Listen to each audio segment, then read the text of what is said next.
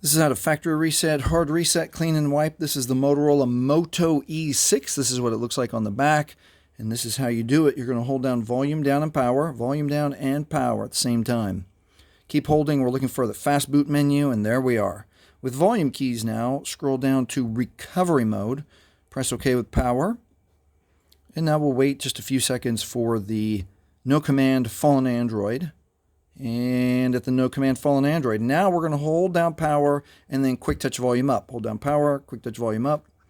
That brings up the Android recovery menu. Now we can scroll with volume to wipe data factory reset.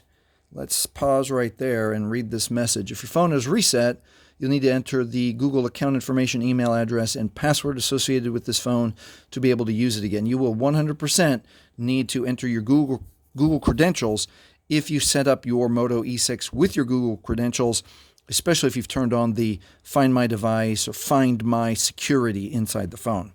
All right, let's continue. OK with power. Now it asks us to confirm, wipe all user data. This not be undone. Scroll down once with volume, press OK with power. And one more time, we want to wipe all user data and personalized content. Scroll down twice, press OK with power. Now the data wipe is complete. We'll verify there. Sometimes it can take a few minutes depending on how much you used your phone. Now you can press OK to reboot the system.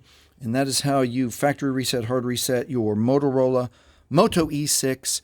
If this has helped you, please like, please subscribe. Thank you for watching.